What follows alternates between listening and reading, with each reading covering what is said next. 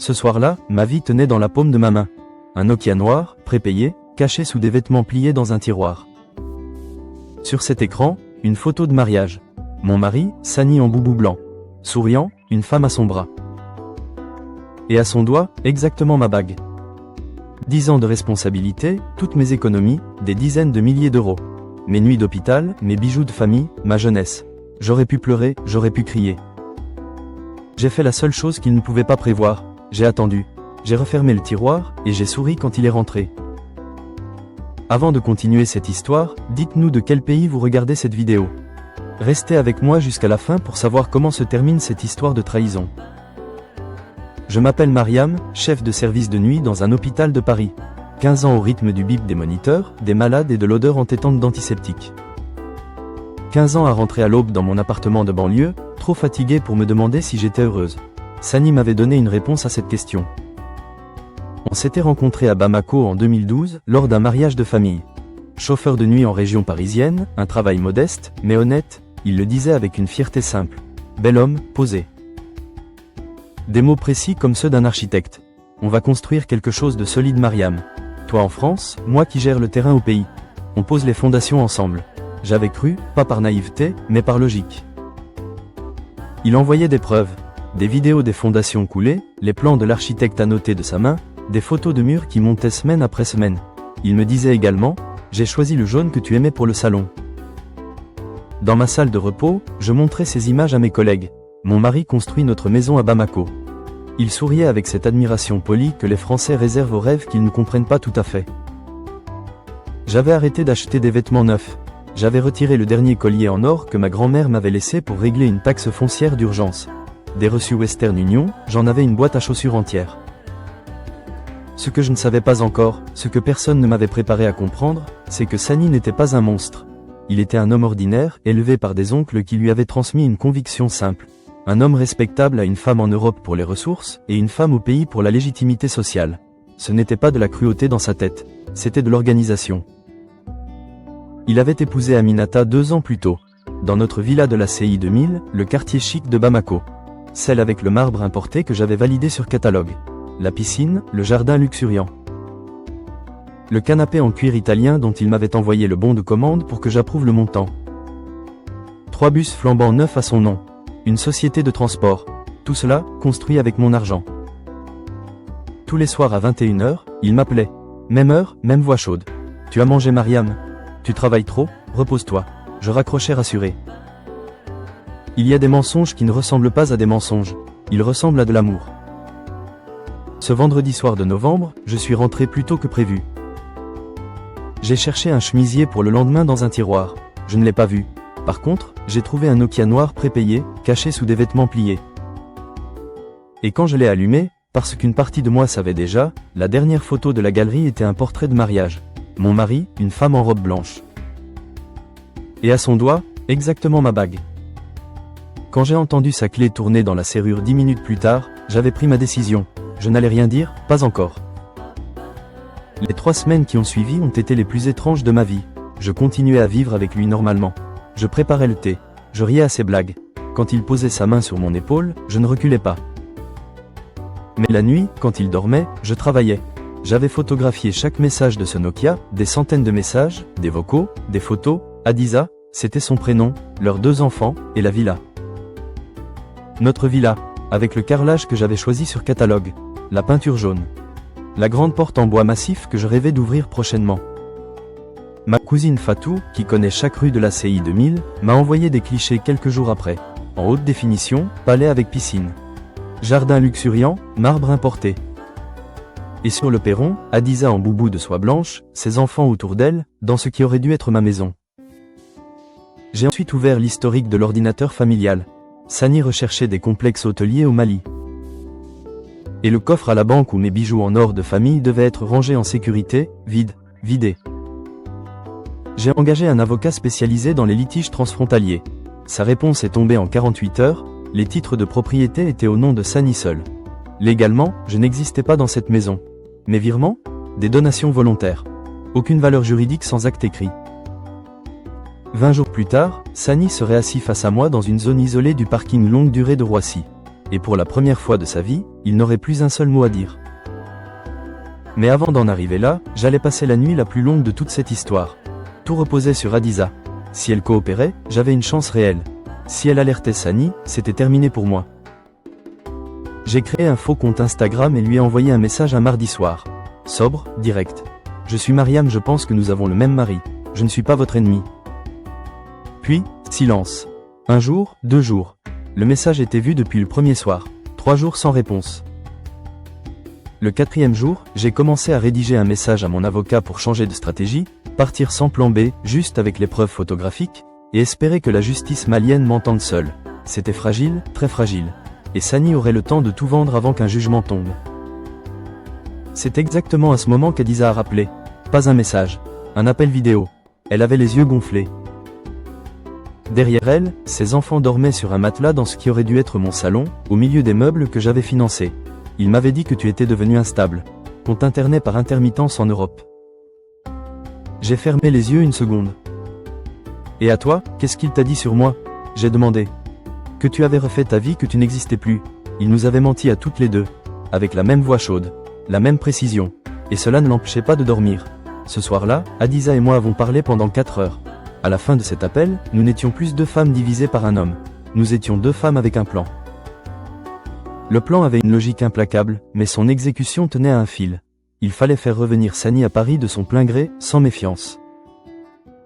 Parallèlement, faire traiter les actes juridiques au Mali pendant son absence. Tout bouclé dans les 72 heures suivant son atterrissage. Pour le faire revenir, j'ai utilisé la seule chose à laquelle il n'aurait jamais pu résister, l'appât d'un héritage. Mon soi-disant oncle en Côte d'Ivoire venait de décéder, un homme fictif que Sani ne connaissait pas de ma famille parisienne. Il m'aurait laissé une assurance vie de 45 000 €. Mais la banque exigeait la présence conjointe des 2 époux pour le déblocage. Délai, 3 jours. Sani a rappelé en moins d'1 heure. Quand tu veux que je vienne? Voilà l'homme que tu as épousé, Mariam. Il a réservé un billet.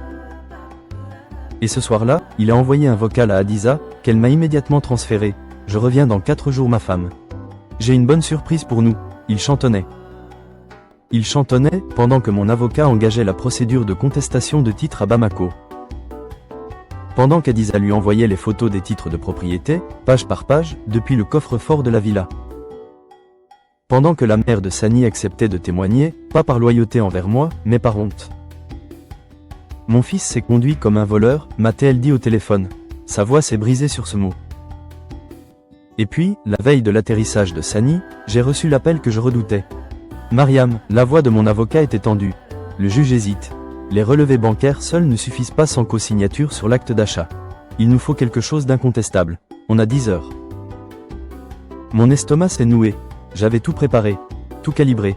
Et à 19 heures de l'atterrissage de Sani, la procédure judiciaire vacillait. J'ai raccroché.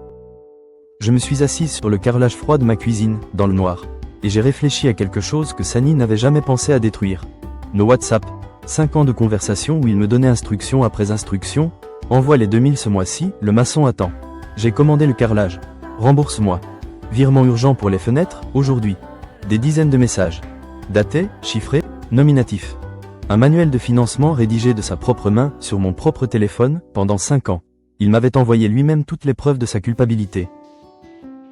J'ai transmis les captures à mon avocat à 23h52. À minuit 18, il m'a répondu un seul mot. Parfait. Sani atterrissait dans 18 heures. Il chantonnait dans son avion, convaincu de venir toucher 45 000 €. Il ne savait pas encore qu'il marchait droit vers la fin de tout. Terminal 2, Roissy-Charles de Gaulle, 14h27. Je l'ai vu avant qu'il me voie. Il marchait vite, valise à roulettes, téléphone à l'oreille, son vrai téléphone, cette fois. Il souriait. Il portait la veste en lin que je lui avais offerte pour son anniversaire. Il avait l'air d'un homme qui arrive pour toucher de l'argent. Quand il m'a aperçu, il a ouvert grand les bras. Ma femme. Je n'ai pas reculé, je l'ai laissé m'embrasser. J'ai senti son parfum le même depuis 10 ans, et j'ai pensé, il ne sait pas encore. Je lui ai demandé, tu as fait bon voyage? Excellent. 45 000 €, c'est une bénédiction du ciel, Mariam. On va enfin lancer le complexe hôtelier. Le complexe hôtelier avec mon argent. Oui, ai-je dit. C'est une bénédiction, nous avons marché vers le parking longue durée. Dans ma poche, mon téléphone vibrait, mon avocat en direct depuis Bamako. L'huissier était en route vers la villa. Les 3 bus étaient sous saisie conservatoire depuis ce matin. Dans une zone isolée du parking, je me suis arrêté. Sani, je dois te montrer quelque chose. J'ai sorti ma tablette, la photo du mariage, lui, Hadiza, la villa en arrière-plan, la peinture jaune, le jardin. Haute définition. Impossible à nier. Il a regardé l'écran. Il a levé les yeux vers moi. Et là, j'ai vu quelque chose que je n'attendais pas. Pas de panique. Pas de déni immédiat. Juste un long soupir lent. Comme un homme qui pose un fardeau trop lourd depuis trop longtemps. Mariam, dans notre culture, tu dois comprendre. Stop, il s'est tu. J'ai les relevés de chaque virement que tu m'as toi-même réclamé depuis 5 ans. Tous les WhatsApp, datés, chiffrés, nominatifs, je parlais calmement. Mon avocat est avec l'huissier en ce moment à Bamako. Tes 3 bus sont sous saisie conservatoire depuis ce matin. Il a changé de couleur. Les titres de la villa font l'objet d'une contestation pour escroquerie en bande organisée, bigamie et abus de confiance aggravés. La mère, ta mère a témoigné. Sani, cet homme qui avait bâti 2 vies avec la précision d'un comptable, s'est assis sur le béton du parking. Sa valise entre les jambes, les épaules rentrées. Il dit enfin, « Qu'est-ce que tu veux ?» La voix était éteinte. Elle répondit, « Ce qui m'appartient, centime après centime. » La police des frontières est arrivée 7 minutes plus tard avec la citation à comparaître. Il ne chantonnait plus. La procédure judiciaire a duré 6 semaines. 6 semaines pendant lesquelles j'ai appris que Sani était endetté jusqu'au cou au Mali. Ses affaires n'étaient que des façades maintenues à bout de bras grâce à mes fonds. Sans mes virements, tout s'effondrait. Ce n'était même pas une double vie brillante. C'était une illusion permanente, financée par une chef de service de nuit dans un appartement de Bagnolet. Le tribunal malien a tranché. Les 3 bus ont été cédés pour couvrir une partie de ma créance. La villa a été évaluée et divisée juridiquement. Hadiza a pu la racheter à prix juste, avec l'appui d'une association de la diaspora. Mes bijoux en or de famille, disparus du coffre-fort, ont été compensés en liquidité. Mon avocat avait construit un dossier de 200 pages. La justice avait fait son travail. Je ne récupérerai jamais les 10 ans. Personne ne peut rembourser ça. Mais j'ai récupéré quelque chose de plus lourd, la certitude que j'étais capable de me relever seul. 6 mois après le parking de Roissy, je suis retourné à Bamako. Pas comme une femme blessée. Comme quelqu'un qui rentre chez soi. Le rez-de-chaussée de la villa avait été transformé en centre de formation pour les femmes de la diaspora. Une juriste spécialisée dans les litiges transfrontaliers, un notaire partenaire, des sessions mensuelles en visioconférence pour les Françaises qui construisent de loin et sans filet de protection. Le genre de structure qui aurait pu me sauver 10 ans plus tôt. Le nom de cet espace, Villa Mariam. Pas pour la gloire, pour la mémoire. Pour que chaque femme qui pousse cette porte comprenne que son nom peut figurer sur un titre de propriété, et que cette signature doit être vérifiée avant le premier virement.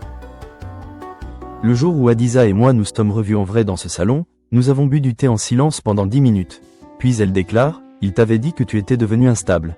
Et à moi, que tu étais une tradition, j'ai répondu. » Nous avons ri, d'un rire étrange, un peu douloureux, le genre de rire qui remplace les larmes quand on n'en a plus. La mère de Sani m'a appelé une dernière fois 3 mois plus tard. « Tu aurais été la meilleure bru qu'il pouvait avoir. » J'ai répondu, « Je sais », et j'ai raccroché. Et Sani ? Je ne sais pas où il est aujourd'hui, et je ne cherche pas à le savoir. Je sais seulement une chose, l'homme qui chantonnait dans son avion vers Paris ce jour-là n'existe plus. Ni dans ma vie, ni dans la villa, ni sur aucun titre de propriété. Le silence, parfois, est la forme de liberté la plus complète. Si vous retenez une seule chose de cette histoire, que ce soit celle-ci. L'amour est réel, mais les titres de propriété aussi. Aimer quelqu'un, c'est beau. Construire avec quelqu'un, c'est encore plus beau. Mais construire pour quelqu'un, sans contrat, sans preuve, sans protection légale, ce n'est pas de l'amour. C'est de la confiance aveugle dans un monde qui ne récompense pas l'innocence. Mariam n'était pas naïve. Elle était droite, dans un système conçu pour exploiter la droiture des femmes qui font confiance. Sani n'avait pas inventé ce système, il l'avait juste utilisé. Et Mariam, elle, avait décidé d'arrêter de le laisser fonctionner. La vraie question ce soir n'est pas « Comment a-t-elle pu lui faire confiance ?» La vraie question est « Ce que vous construisez aujourd'hui, est-ce que votre nom y figure ?»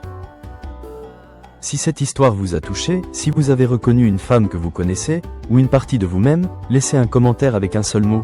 Le premier mot qui vous est venu pendant cette vidéo. Un seul mot. Je lirai chacun d'entre eux. Et si vous pensez qu'une femme autour de vous a besoin d'entendre cette histoire ce soir, partagez-la, sans commentaire, en silence. Elle comprendra pourquoi vous l'avez fait. Abonnez-vous si vous croyez que les femmes qui se relèvent méritent qu'on raconte leur histoire. Parce que certains recommencements sont des victoires déguisées.